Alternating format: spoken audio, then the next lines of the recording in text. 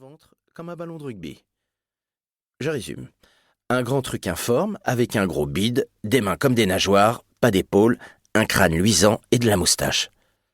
Je crois que nous avons affaire à une otarie. Installez-vous, je vous en prie. Il nous indique 3 sièges en face de son bureau et regagne son propre fauteuil. Merci beaucoup, monsieur Galland, répond Mamie en prenant place. Le principal esquisse un sourire poli, rajuste ses lunettes et se penche sur les dossiers ouverts sur son bureau. Voici donc Juliette et Mathieu Lévesque qui vont intégrer une de nos classes de 4e dès demain, dit-il en nous regardant. Et vous êtes leur grand-mère, c'est bien ça? Observatrice, l'otarie. C'est sûr que si Mamie avait voulu se faire passer pour notre grande sœur, c'est raté. Tout à fait. Leurs parents, mon fils et ma belle-fille, se sont vus offrir un poste à l'étranger. Une opportunité qu'ils ne pouvaient refuser, mais... Dans quel domaine? L'interrompt monsieur Galland. Mamie ne s'en offusque pas. Satellite et communication. Oh, je vois. Tu parles. Il ne voit rien du tout. Mais l'intitulé « Satellite et communication » est à la fois prestigieux et mystérieux, et n'incite pas aux longues explications. Par conséquent, reprend Mamie, ils m'ont demandé d'héberger Juliette et Mathieu le temps que l'année scolaire se termine. Les jumeaux rejoindront leurs parents dans leur nouveau pays à la prochaine rentrée. Je ne pense pas que ce soit problématique qu'ils intègrent votre établissement aussi tard, n'est-ce pas? Monsieur Galland balaie l'air de la main. Pensez-vous, des élèves qui changent de collège en cours d'année, ça arrive souvent. Puis il ajoute avec une moue élogieuse envers nos dossiers. Si j'en crois leurs résultats, je ne pense pas qu'ils auront du mal à suivre les cours, même si la qualité de notre enseignement est réputée dans toute la région. En disant cela, ses moustaches frétillent avec tant de contentement que je regrette presque de ne pas avoir de sardines sur moi pour lui en jeter. Enfin stratège, Mamie s'engouffre dans la brèche. Des résultats à l'image de votre collège, monsieur Galland. C'est quand même unique de pouvoir faire cours dans un tel cadre. Le principal essaie de bomber le torse, mais il ne fait que davantage ressortir son gros ventre. Il est certain que le collège Charles-Antoine est une exception presque miraculeuse. Mais approchez, je vous en prie.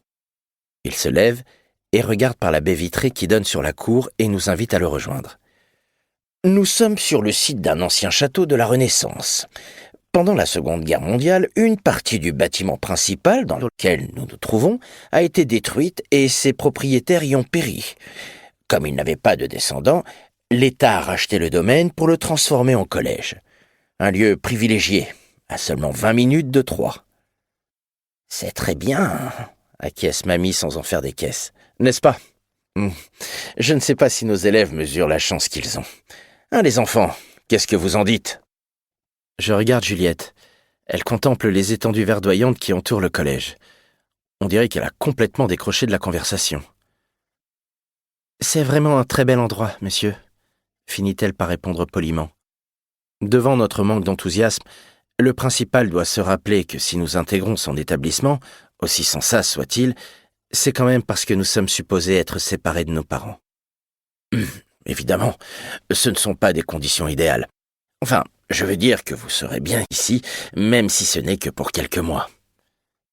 Quelques mois? Je me retiens pour ne pas hausser un sourcil dédaigneux. 2 semaines maxi, oui. Hors de question qu'on s'éternise. Monsieur Galland nous raccompagne alors à la porte. Je vous laisse rejoindre mademoiselle Fleury, la CPE, qui va vous distribuer votre emploi du temps et vous expliquer les derniers détails.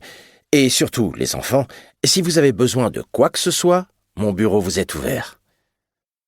On est déjà sortis lorsque Mamie s'arrête sur le pas de la porte pour s'adresser au principal à voix basse. « Au fait, vous avez des nouvelles de votre professeur, monsieur Vertu? Celui dont on a parlé aux informations. » Si le principal espérait un rendez-vous sans avoir à aborder le problème, c'est raté. Hélas, non, toujours aucune. C'est quand même incroyable. Comment peut-on s'évanouir du jour au lendemain? Ça paraît tellement inconcevable. C'est ça, la presse monsieur Galland, c'est inconcevable. Mais ne vous inquiétez pas pour vos petits-enfants. Le rectorat a dépêché une remplaçante et le programme d'histoire-géographie sera fini en temps et en heure. Juliette et moi échangeons un regard entendu. 2 semaines, pas un jour de plus. Extrait. Pour continuer à écouter ce livre audio gratuitement, cliquez sur le lien dans la description et vous pourrez l'écouter en entier sans frais grâce à l'essai de 30 jours d'Audible.